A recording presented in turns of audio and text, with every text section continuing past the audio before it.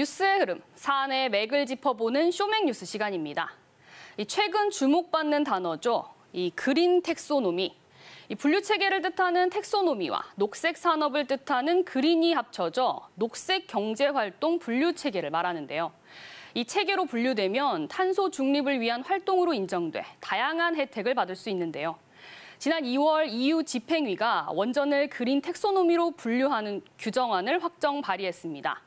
이 원전에 대한 투자가 활성화될 수 있다는 걸 뜻하는데요. 이 한국형 녹색 분류 체계에는 원전이 포함되지 않았습니다.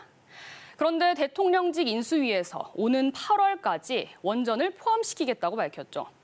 기존 원전 운영뿐만 아니라 관련 산업 육성에도 탄력을 받을 전망인데요. 특히 경북은 국내 가동 원전 24기 가운데 11기가 있어서 이른바 원전 지자체라 불릴 정도죠. 이 때문에 경북도는 정책 변화가 지역의 기회가 될 것으로 기대하고 있습니다. 우선 신한울 3, 4호기 건설이 재개될 것으로 보이고요. 신한울 1, 2호기도 상업운전을 위한 절차가 신속하게 이루어질 것으로 보입니다.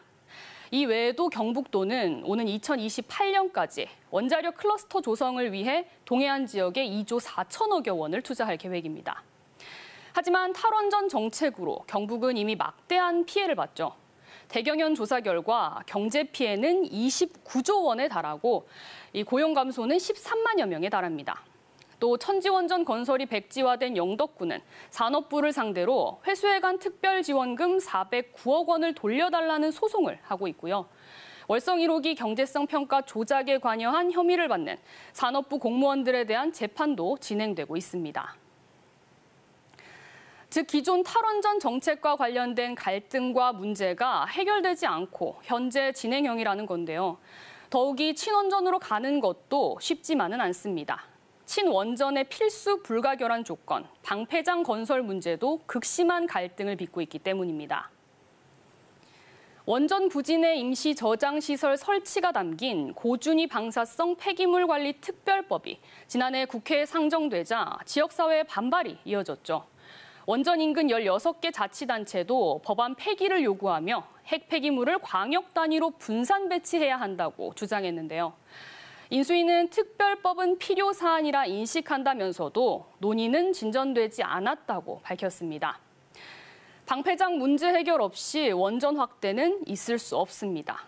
실제로 EU 집행위도 그린 텍소노미에 원전을 넣는 대신 2050년까지 고준위 방패장을 확보하고 세부 계획을 마련해야 한다는 등의 강력한 조건을 달았는데요. 사실상 우리나라에서는 힘든 조건입니다. 결국 탈원전도 친원전도 과도기적 피해와 갈등은 피할 수 없습니다.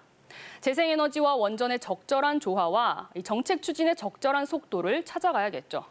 굉장히 힘든 일이지만 재생에너지의 효율을 높이고 원전의 안전성을 높이는 다양한 기술이 나오고 있습니다.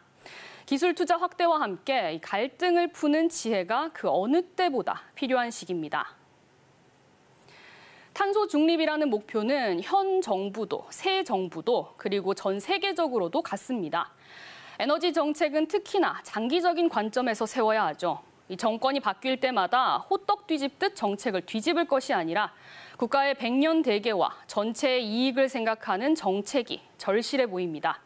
지금까지 쇼맥뉴스 우하영입니다.